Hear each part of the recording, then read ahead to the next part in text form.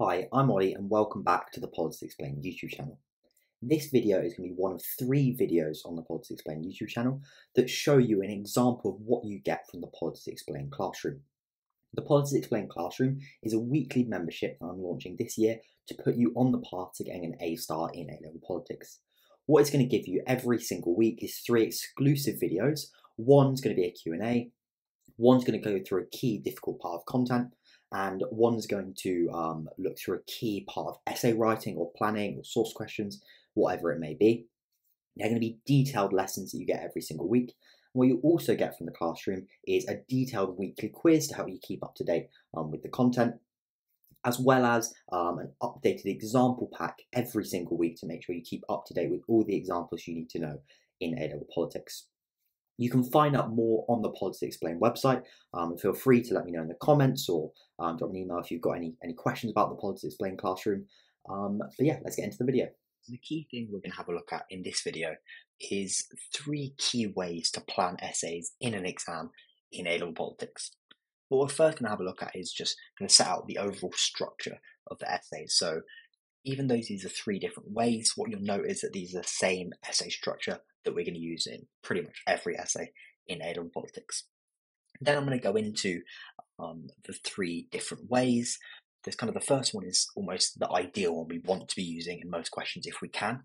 The second one is if that one doesn't work, and that's the for or against kind of method rather than kind of thinking of 3 themes or criteria. And the final one is for particular questions, and they're factors questions where you have to do something slightly different. So I'm going to have a look through all of those, and the final key thing I'm going to do in this video is look through a number of essays and show you me doing it in practice. So first looking at an Excel, and then finally looking at a couple of AQA essays as well. So feel free at that stage to skip to the particular exam board that you're going to be doing the exam in, whether that's this year or next year. So key thing to start off on is to note that though we've got these 3 different ways to plan essays in the exam, it's the same fundamental essay structure. And this is the one you've probably been learning in class. And that's where you have 3 paragraphs. So first you have an introduction. So you start with an introduction, always start with an introduction. Again, in the classroom, we're going to have loads of videos go over introductions, conclusions, different parts, loads of different parts of essay writing. So we'll definitely cover that at some point. At the end, you're going to have a conclusion. And then in the middle, you can have either 2 or 3 paragraphs. The key thing, and I'll explain why throughout the video, the ideal is to have 3 paragraphs, but if you're not able to write this much, and this is about you practicing yourself at home in time conditions, whether you can write 3 paragraphs in these structures. And if you can, that's brilliant. If you can't, you can go with 2 as well, because you can pick up a lot of marks as well and get an A star with just 2 paragraphs. It's just sometimes easier to do that with 3. So then effectively what you have is 3 main paragraphs. So main paragraph 1, and these are the bulk of the essay. Main paragraph 2, and then main paragraph 3. So I'm just going to give all of these, make all of these bold just to show they're kind of the title. Again, as I said, we're going to look at the different things, introduction, conclusions, in future videos in the classroom, but look at main paragraph 1. This is the same for all of the paragraphs. You're always going to start with a for or an against argument. Some teachers really suggest you have to go with the for argument, then go with the against, and then bring in your argument. Some even say the opposite. You have to start with the against argument, the one you're not arguing in your essay, then bring in the for, and then link it into your argument, or that acts as your argument. I think it's much better to have a bit more flexibility. We're going to go through that in future videos. So I'm going to put here for argument. This is for the overall argument in the essay that you're making. And the against argument. And then your judgment / mini conclusion, your teachers might sometimes call it. And then just to show that I really think you shouldn't necessarily constrain yourself to always doing the for first or the against first. Against argument. For argument, judgment, mini conclusion. And then again, for argument, against argument, judgment, / mini conclusion. So you have introduction, there are 3 main paragraphs where you introduce both sides of the argument. You have for versus against, and then you have your judgment, mini conclusion for that paragraph. you do that 3 times. At the end, you have your overall conclusion. Of course, it should be it should be consistent throughout the essay. Your judgments in your main paragraphs, still in your mini conclusions, and in your overall conclusion. That doesn't necessarily mean it has to be yes, yes, yes, yes at the end, or no, no, no, no at the end. It could be yes, yes, no for this part, at the end, overall, mostly yes, even if it's no for a little bit. So that's still a consistent argument. Again, we'll look through that in future essays. So that's the overall structure. So it's a 3-paragraph structure. Again, as I said, if you can't get to writing 3 paragraphs, and you just ultimately can't write that much in the time, you can do that with 2 paragraphs instead. But 3 is, of course, the ideal. So then, what we're going to have a look at now is 3 different ways. Okay, so you see the question in the exam, 3 different ways to approach within this structure planning an essay in the exam. What you'll see is with all of these, so I'll add in an overall argument here. One of the key things I think you need to be doing, whatever different way you're planning it, is at the end have your overall argument. There's a lot of key reasons for that. Kind of AO3 is a big portion of your marks, at least a third of your marks in the exam are AO3, so it's your judgment. Secondly, it needs to be consistent throughout the essay. So having it in a planning stage where it needs to be consistent in the introduction, main paragraph, and conclusion. So you need to know it before you start writing. And finally, you don't want to be making it up as you go along. But secondly, you don't want to just pick one side of the argument. What you want to do is have the arguments first there when you're planning it, and then really think, which one do you agree with? Because the best arguments in A-level politics, the way you want to do best and have the most effective judgments is to effectively do what you believe in, because then you're going to be able to justify it best and really make that strong argument. So at the end of all of these, we're going to have a kind of planning the overall argument as well. But the first one of these is effectively we're going to see an essay title, and we're going to think of 3 themes or ways we can answer that question. So there's different ways you can think of this, right? Different ways you can think of this as. So you can think of it as themes, criteria, factors, it's often called. And effectively, this is where you see a question, right? And we'll do this with some of the planning in the future, and you think, okay, there's a question, it's asking me something. I need to make a judgment on it, okay?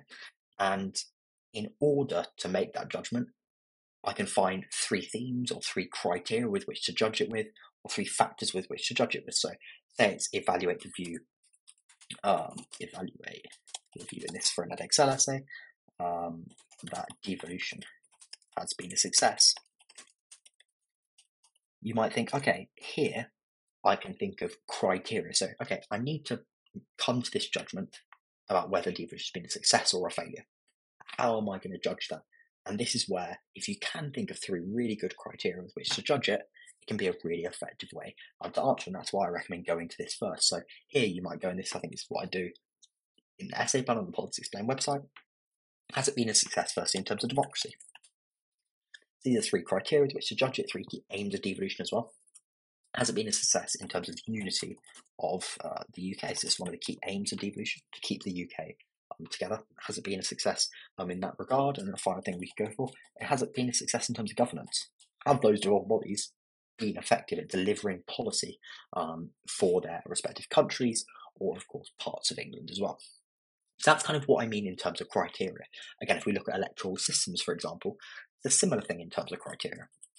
Where say you have evaluate the view, that first past the post isn't the most effective electoral system in use in the UK. Or say you have it kind of in terms of an AQA question where it's slightly phrased slightly differently. So first past the post is ineffective and should be scrapped. Analyse and evaluate this statement. So again, these are slightly different questions. But what you can do in both of these, this one's obviously an Excel question, this one's 25 marks because it's an AQA question. What you can do for both of these, okay, what are criteria about with which we can judge this? What are key factors? And for this, when it's in electoral systems, there are different ways you can judge electoral systems. So we can think for both of these, what's a key way to judge it? And that's how representative or proportional. Representation like a type will be useful. Representation / proportionality is the first factor. Okay, what's another key factor we use to judge electoral systems? And one of those is voter choice. What's the final key factor is type of government, type / strength of government created. Okay, so we're looking at the question, we're thinking, okay, I need to come to a judgment about this. To do that, I need criteria. I need ways to decide and judge it. So I'm going to first go with representation and proportionality, second voter choice, and third type strength of government created. What we often find with these when you're looking at first past the post is first past post is really, really bad at representation and proportionality, really, really bad at voter choice, and in some measures, some people think it, some people don't, pretty good at type of government created. And that allows you to then come to a judgment. So you can analyse on these, and you might say at the end, okay, first past post is fundamentally not the most effective electoral system in the UK, or should be scrapped, because it's very unproportional and other systems perform better. It has very weak voter choice. Again, other more proportional systems in use in the UK perform better. So therefore, even though it creates strong governments, it should be scrapped. It is the most ineffective electoral system in use in the UK. So these kind of criteria and factors enable you to come with a really reasoned, effective judgment and answer the question. So themes, criteria, factors, sometimes it's not necessarily, these criteria are sometimes more difficult for a question to think of. Sometimes this kind of three themes could be more useful just in kind of having a massive question and allowing you to bring it in to something that's a little bit more useful effectively. So say it's evaluate the view that the constitutional reforms introduced by New Labour had a positive impact on the constitution. Here we've got, okay, New Labour did a lot of constitutional reforms, right? So they did House of Lords reform, they brought in devolution, they did some electoral reform, including in those 12 bodies. They also brought in the Human Rights Act. They brought in the Freedom of Information Act. Okay, there's lots of different ways we can do this. And for that, we might think, okay, what themes can we judge on? You could potentially try and look at themes. But for here, I can't think of three key kind of criteria or factors. What I can think of is, okay, it's asked us to look at constitutional reforms. Therefore, what I'm going to look at is three key constitutional reforms, the key arguments for each, and that will allow me to come to a conclusion. So here, I might go Human Rights Act as one, House of Lords reforms, and finally devolution. And I'll explain in the introduction there, these weren't the only constitutional reforms that New Labour brought in. They were the most significant ones, therefore we're going to look at them and use it to answer the question. Your examiner's not expecting you, and again, only a tenth of your marks are on, not a tenth, sorry, a third of your marks are on knowledge anyway. But your examiner's not expecting you to be able to cover absolutely everything in question. Again, you've got a very short amount of time in the exam to answer these questions. So that's the first thing. This is kind of what I mean in terms of criteria, themes. So this might be themes, factors, whatever you call it. You look at a question and think, okay, I've got 3 paragraphs. Again, if you're doing 2 paragraphs, you do this in 2. You might have to combine some maybe, and that's where 2 kind of limits you sometimes, just because you can't necessarily assess it on as many criteria or cover. For this one, for example, you might have to do just House of Lords reform and devolution if you can't write enough. Again, you can still get an A star, you can still do really, really well, but that's where sometimes being able to cover kind of 3 different things, 3 different criteria, factors, themes, whatever it is a little bit more effective. That's what I mean, and I think this should be our go-to, unless it's a factors question, which I'll go through later. This should be your go-to in an essay. This is how I'm going to first think of it. Okay, when I say in terms of this, 3 themes and overall argument, we're not done here. This isn't planning an essay. So say for these, we've come up with our criteria, themes, factors. Crucially, what you need to know is first the key arguments within those factors. Okay, so what are the arguments? And then from there, you need to come up with your overall argument. So evaluate the view that devolution has been a success. I'm just going to explain. So when we're planning it, and again, this can be really quickly. Some of it can be in your head. If you've been planning really, really well and preparing really, really well, and it comes up with a similar question in the exam, sometimes you can do this really quickly because you know and you can go straight into it. But you need to know your arguments on either side, even if it's sketched down really, really quickly. Okay, so evaluate the view that devolution has been a success. And what I recommend is within each paragraph, start when you're looking at A-level politics with 1 key argument on either side. So you're for, you're against, and then your judgment. Do that for 3 paragraphs, and that should be what you start with. You've got these arguments on either side. What you can then start looking at, especially as you get closer to the exam, is you kind of get a bit better at writing these essays, and especially if you're already working at kind of an A and A star. And if you're working at a C or B, looking to push up slightly up to B, I'd start with, okay, just go one argument on the other side, perfect doing well at those. What you can then do is maybe introduce another argument for one side, right? So you can do 2 arguments for the 4. So devolution's been a successful democracy in this way and in this way, and then 1 argument against. And at some point, some students can get to 2 on either side as well. Very much linked to the point in the question, doesn't move away from that at all. So evaluate devolution's been a success, for example, we then go, okay, 4 arguments. Devolution has been a success for democracy because it's brought democracy closer to the people,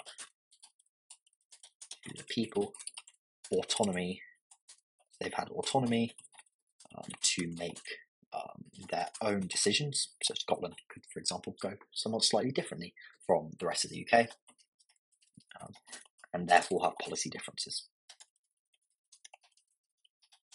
Okay. Again, if we're going into having 2 arguments on one side, 1 on the other, we're not going to do that today, but you might say democracy's also been, or devolution, has also been a success in terms of democracy because in these electoral systems there have been more proportional electoral systems. So that could be a second argument you bring in. We're just going to go with 1 today. And the against, you could say devolution hasn't been a success for democracy. Been a success because it's caused big differences between different parts of the UK.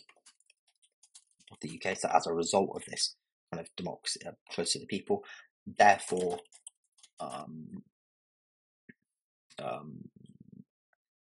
undermining shared kind of citizenship and creating inequalities between people.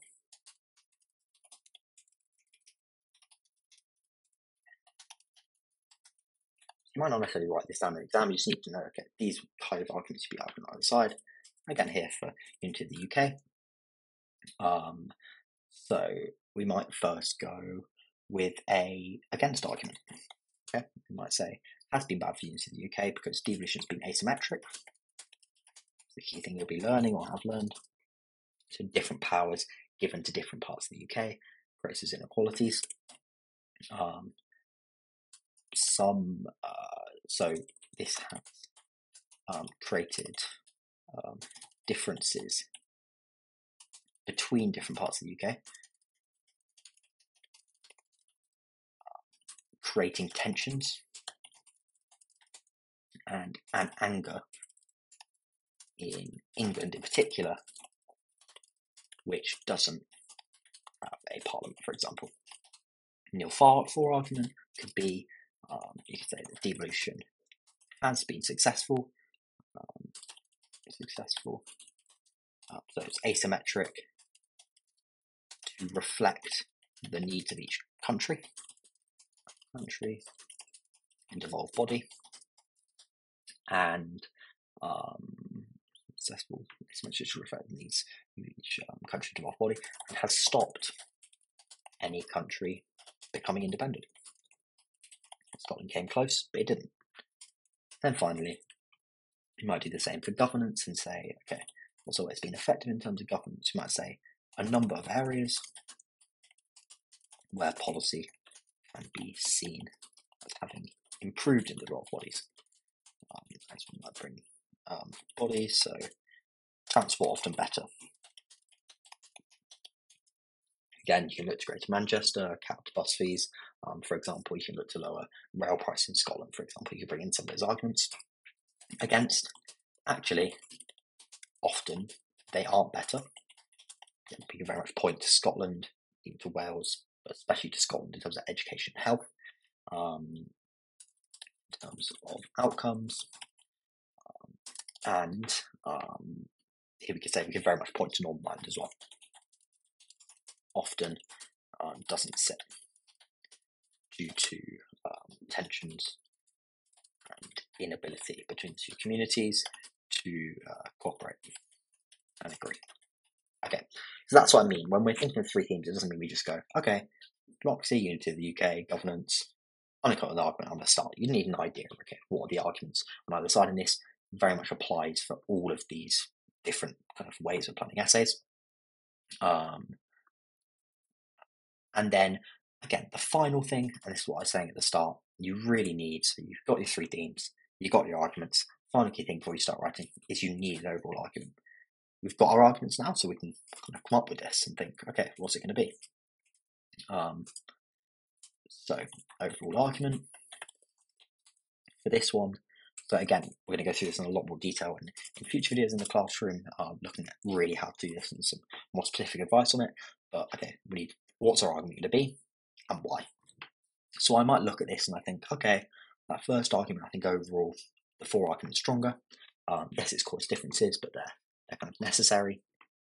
Second, I think I could say as well, it has kept the UK fundamentally together.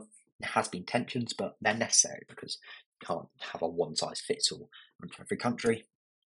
And for the final one, it might be mixed. But overall, my argument is pretty much that it's been a success. So, well, it is that it's been a success.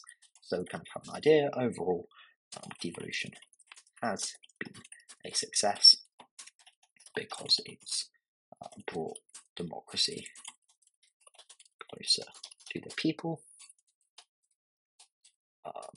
reflecting their own identities and policy, or reflecting the identities and policy views of different parts of the UK, and therefore encouraging the UK to stay together by preventing successful independence movements. So I have in my head, that's the key overall argument I'm going to be putting in that essay.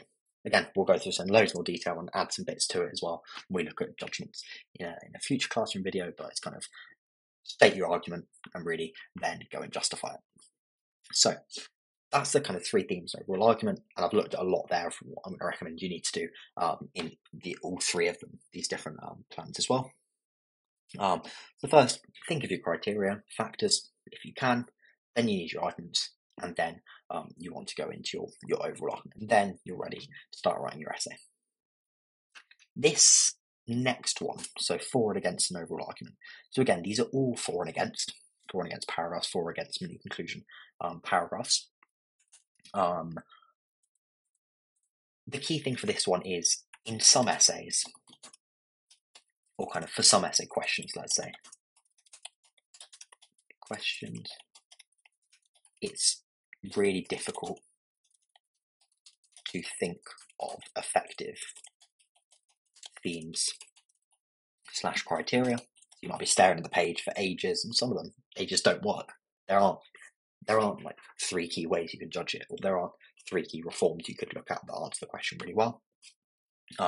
This is especially true, I think, of difficult questions. So you might get into the exam, and the examiners have thrown you a bit of a curveball. You haven't planned in your essay planning to prepare for the exam, and they need to think on your feet.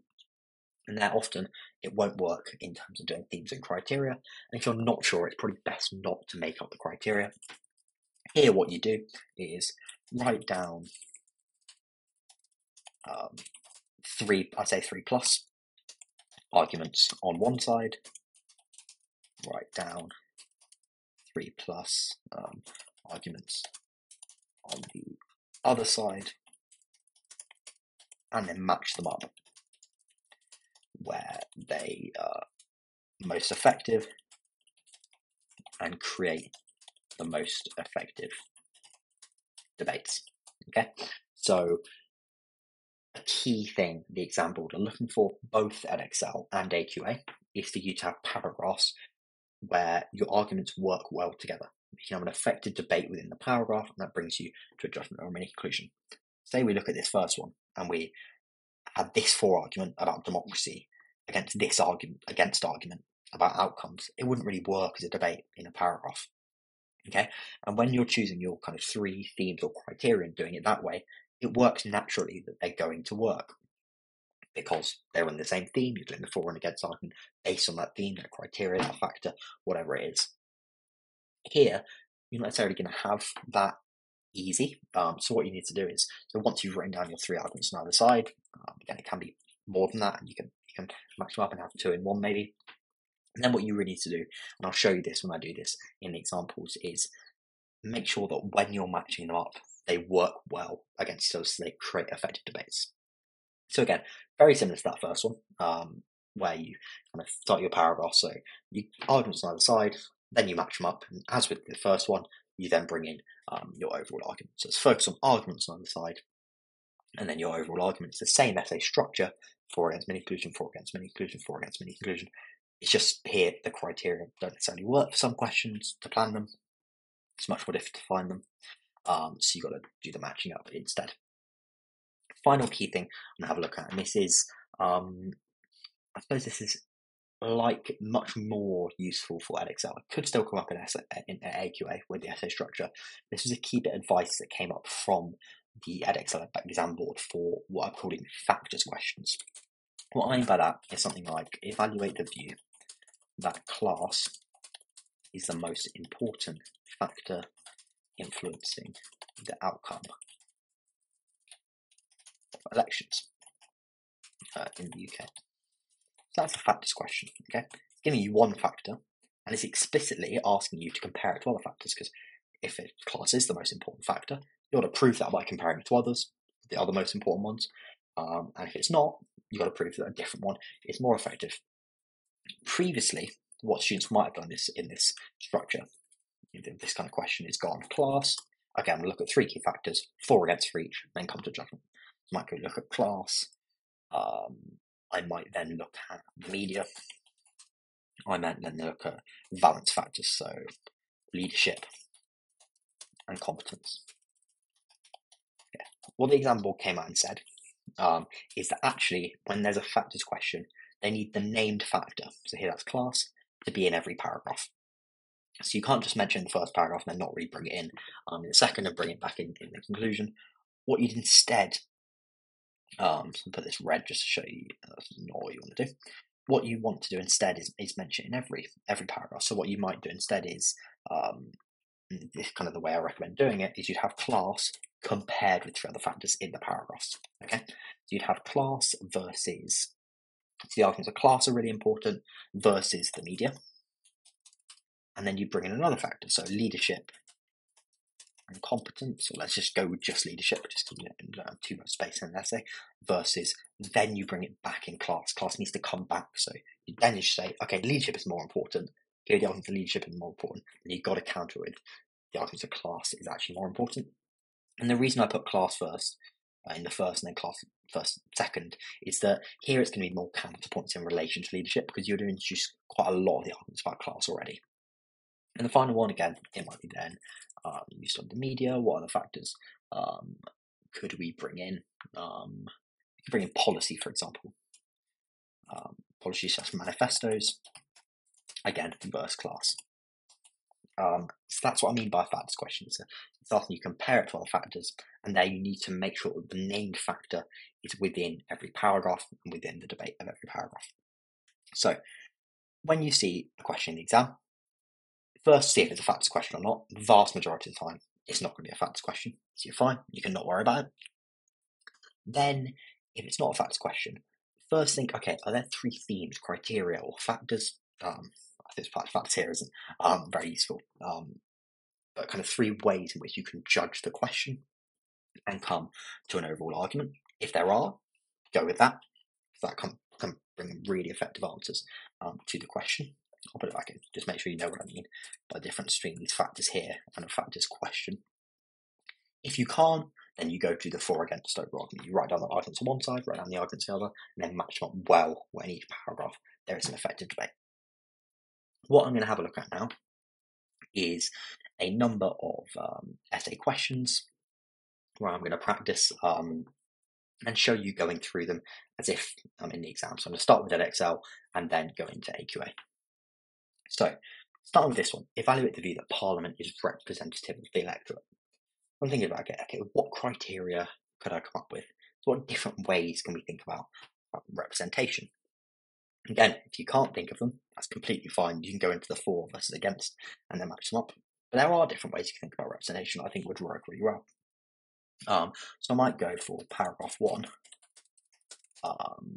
representation in terms of democracy. So how democratic Parliament is. So when we talk about representation, that comes in. If it is undemocratic, it's not representative at all. In terms of democracy, paragraph 2, representation in terms of representing interests of their constituents. That's a key thing Parliament needs to do, MPs are looking to do. Interests and views of constituents. Paragraph 3. 3. The final key factor we could look at is representation in terms of direct. So kind of, I guess I'll replace it kind of direct/descriptive representation. So how much does it represent the population in terms of ethnicity, in terms of gender, in terms of education, etc. That's another key way to think about representation. There are key factors. Again, we then need to go into the arguments in each one. So you might say, okay, I'm not going to do this for all of them. But say for the first one, representation in terms of democracy. So is representative for House of Commons is elected. It's a key thing we could say on a regular basis. And you could also say that MPs can be removed through recall petitions if they break the law. So that's a bit of direct democracy in there as well. Okay. Then against, we might say House of Lords isn't elected,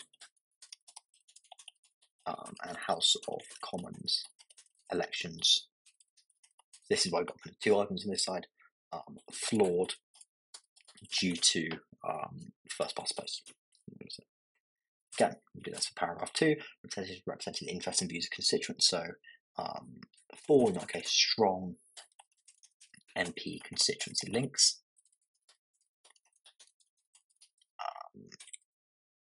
So seek to, so kind of MPs hold surgeries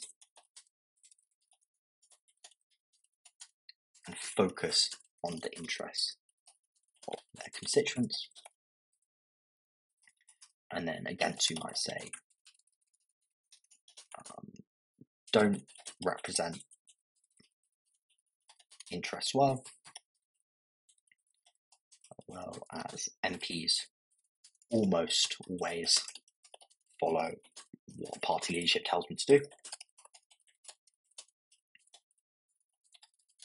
And you could also say that the focusing too much on constituents sometimes stops Parliament focusing on scrutiny of government and representing population as a whole. That's kind of two arguments again on that side. Descript, direct, I think against works a lot better here to start with. You go with, okay, there are actually a lot of keywords where it isn't just effective in terms of representation in terms of this. Against, you might say unrepresentative in terms of gender, ethnicity, education level, and this impedes them representing country. And then I say 4, it is representative. Doesn't have to be microcosm of the country, so it doesn't really matter, as they can still represent everyone and the interests of different groups, even if they don't listen to them. And then once you've done that, you go into your overall argument. Not going to do that again, because that's not really the purpose of this video. You go with your overall argument, and then you'll be ready to write your essay. Going to this one then. Evaluate the view that direct democracy is superior to representative democracy. You could here potentially do a two-paragraph structure where you look at first direct, for against, then representative, for against, and then your argument, or direct, then representative, and then one comparing them. I don't know if that works necessarily well as a structure, and I can't really think of ways to judge this here. Or ways to think of three criteria with which to judge it, or three themes. So this is probably one where I go into the exam and I think, okay, I can't think of themes, so I'm going to have to list the arguments on either side and then match them up. So direct democracy is superior. Okay. You've got representative democracy is superior. This is very much a similar thing you do for source questions, which we'll have a look at as well, in terms of the argument size and then match them up. So what key argument can we have for direct democracy? People themselves have the decision-making power, such in a referendum. The purest form of democracy, might say, of democracy. We might also look at,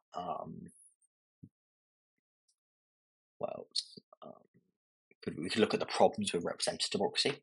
So representative democracy is flawed, as politicians follow their own interests, and don't represent the population effectively. We could also say maybe direct democracy ensures every person's voice is the same, so there's no kind of safe versus marginal seats, as there is in representative democracy. So unlike in representative systems, where the electoral system means that some votes are more important than others. Okay, so we've got three key arguments. You could definitely come up with more for this for one side, but then we look at representative democracy. What arguments in representative democracy is better? First, we can think about some of the counterpoints to these direct democracy arguments. We could say a key one is direct democracy creates tyranny of the majority. So if you don't want tyranny, the majority is effectively you can have 50 plus 1% of the population. If they vote for it, the minority who voted against it gets completely disregarded, and representative democracy instead represents minority interests. For example, in Parliament, so you could look at Parliament, and you could say that, yes, Scottish nationalists are the majority of the population, but that doesn't mean they get no representation, no say. They've got 9 MPs currently in Parliament in the SNP. Represents minority interests is more like a pluralist democracy you could link it into. We'd also say that representative democracy has experts representing, supposedly experts, the population, and the people can be misled in direct democracy. And that's gone back for kind of a long time, way back to kind of early democracy in ancient Greece, where there are a lot of problems about people effectively being manipulated. And a final couple of arguments we could have a look at is potentially the argument that representative democracy allows for accountability, as representatives can be voted out if they haven't done a good job.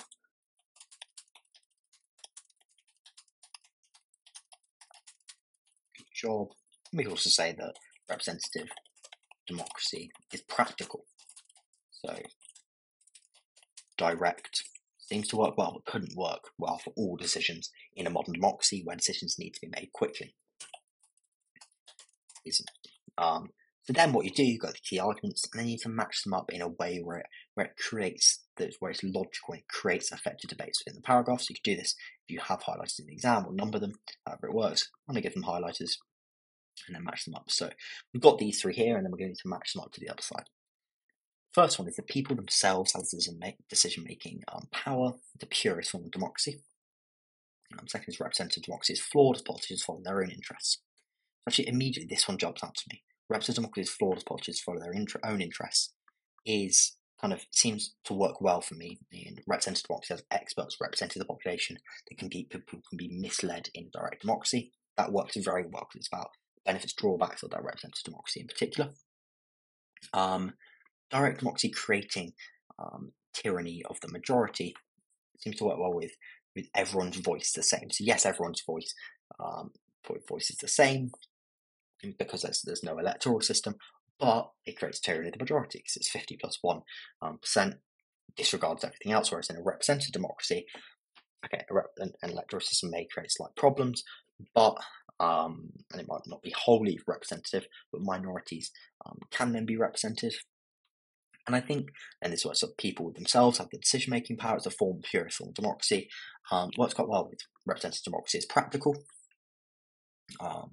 Direct democracy isn't. So yes, you can talk about these arguments that it's the purest form of democracy, but does it work? Does it really work in the population? I think here we could actually, when I'm matching them up, I think this shows to me that this kind of the people can be misled. I think actually works quite well with this first argument. And I'll probably bring this one in here with the yellow argument. So here we've got 3 paragraphs now. Similar, they're matched up well. They're going to create effective debates. As if we'd had the 3 criteria, we just couldn't think of them because it didn't really work as well here. And then again, final thing you need to do before starting to answer the question is come up with your overall argument. Again, not going to do this here. Just because it's not really the purpose of this video. Okay, I'm going to blitz through a few of these now, and then go on to the AQA ones, just because I'm aware that we don't have too. Well, I've been talking for a long time. So this one here, evaluate the view of devolution has been a success. We actually looked at that one above, so I'm going to get rid of that one. But there, you can think of 3 criteria there.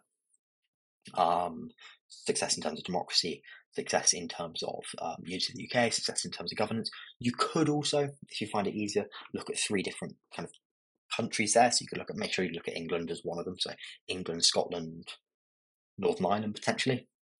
I don't think that comes up with as effective an answer to the question as those criteria though. Because you can't say it's been good in this criteria but not in this, therefore this as your overall argument. But it could still be a decent answer to the question. Evaluate the view that the influence of the media in politics is exaggerated. Here's a couple of things you could do, right? So you could do, with the 3 criteria, 3 different types of media. So you could look at social media, you could look at TV and the radio, and you could look at newspapers. Or you could look at different ways in which, where can we judge how much influence the media has? So we could look at during election campaigns, we'd look at between elections and holding the government to account primarily, holding government to account, and we could look at between elections influencing policy. So that can often be a vehicle for press routes, for example. So you can look at those criteria. Evaluate the media as the most important factor influencing the outcome of general elections in the UK. I put this one in just to see if you got it. This one is a factors question. So you need to do media versus, and then it compared with 3 other factors. So other factors, leadership is the key one, policy versus the media, and then the final factor we could have a look at, social factors versus the media. Again, I'm going to look at these particular factors questions in a lot more detail in a separate video on the classroom. So that'll be coming later in the year. So I'm not going to have a look at that in loads of detail now. Just to make sure you'll mention that named factor in every question. Evaluate the view that Parliament performs its functions effectively. Here, again, it kind of set up for us perfectly here. What are 3 key functions? You should be revising this and knowing this relatively well. You can look at 3 key functions of Parliament and judge it on this. So representation is a key function, passing legislation, and a final key function, those providing ministers, not too many key arguments in relation to that. So a final key one is scrutiny of the government. That's where, these criteria often, a lot of the time, work well. And then finally, what we're going to have a look at is some of these AQA ones. So representative democracy is in crisis, analyse and evaluate this statement. So this is one where I think it's very difficult to think of criteria. You could potentially, right? You could have a look at first past the post, so the electoral system as a way to look at it. Electoral system, first past the post, that's a way we could say democracy in crisis. We could have then look at Parliament, touching a lot on House of Lords. And the final thing, represented, what's another way we could judge whether representative democracy is in crisis, or key kind of ways in which we can have a look at it. I suppose a final one could be in terms of the behaviour of MPs and governments. You could look at Partygate, right? You could look at MPs, a lot of them having second jobs and following their interests. You could look at those arguments. So that's actually one there where those criteria, I think, work quite well. Again, if there weren't, I think this would work really well also for writing down arguments for, writing down arguments against, and I think you'd come up in the end to somewhat similar criteria as well. The UK judiciary has an increasingly significant impact on the working of the executive and parliament since 1997. Okay, so what are 3 key ways we could look at this? You could judge whether it has, and I think, okay, what does the judiciary do? And this is where preparation is also really, really important. The key thing we can have a look at first is judicial review. So there's ultra vires cases. Vires cases. So since 1997, you've seen a big increase of those, especially in the last 5-6 years. Not an increase in them, but increasing kind of really politically significant ones. Another thing we could have a look at is its role in relation to the Human Rights Act that was introduced in 1997. Relation to the HRA. Again, for all of these, you're then thinking of arguments for, arguments against for each paragraph, and the overall argument. A final thing you could bring in for this is kind of the third factor is role in relation to devolved bodies. So devolution was introduced in 1997. Role in relation to the devolved bodies. So the Supreme Court, the judiciary effectively judges who has the power over something, whether it's a devolved body or the central government. And that has been relatively significant in a number of cases. Likely the most high profile, and one you may have heard of, is judging whether the Scottish Parliament itself can legislate for a second independence referendum, which is a 2022 case. So you could have a look at those. You could, again, go to the for versus against and come up with arguments and then match them up, and I think you'd probably get something similar. That's the thing, you can always do the for and against. If you can't think of the criteria, you'll likely get something similar anyway. The ongoing process of devolution threat, I put this in specifically because it's a pretty difficult question, where I think here, actually, coming up with 3 kind of criteria is really, really difficult. So ongoing process of devolution threatens the sovereignty of Westminster Parliament because it's quite specific, because it's something I haven't and you likely won't have seen before. So here we'll kind of have to come up with arguments on either side and then match them up. So does threaten sovereignty of Westminster Parliament? Okay. So I think doesn't. So the first key thing, one I can think of, for doesn't threaten sovereignty of Westminster Parliament is that theoretically or legally, devolution isn't permanent and binding. Parliamentary sovereignty is intact as revoked by the UK Parliament. Again, that immediately makes me think of it does threaten the sovereignty of Westminster Parliament, of that this is kind of politically very unlikely that that devolution could be reversed. There would be huge backlash. It would almost threaten independence of Scotland, especially. So legally possible, politically not, and that's kind of already one paragraph set up for us. Scotland.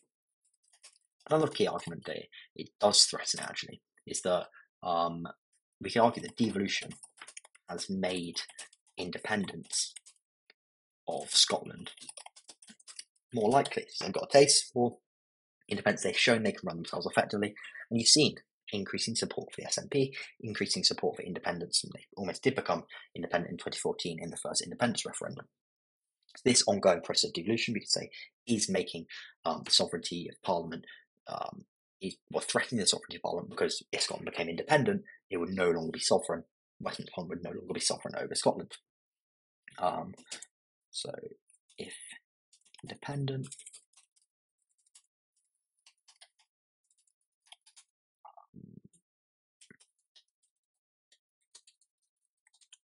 no longer be sovereign over Scotland. Again, that makes me immediately think of a kind of counterpoint to this one. Actually, we could argue that devolution hasn't made independence more likely. It's prevented it.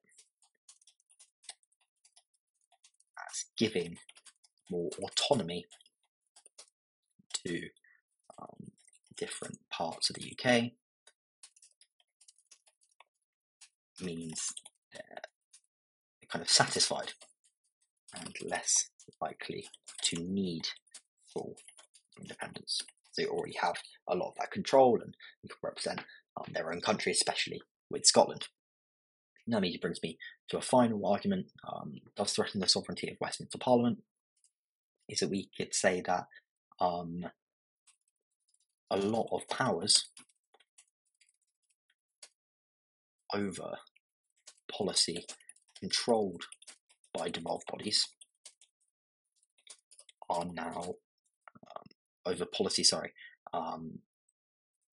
in devolved areas are now controlled by devolved bodies. So kind of Westminster, for example, isn't sovereign over health in Scotland, Wales, or Northern Ireland.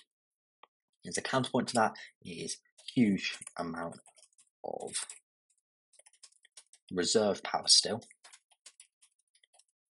And we could also bring in the Sewell Convention there. We could say that Sewell only a convention. So theoretically,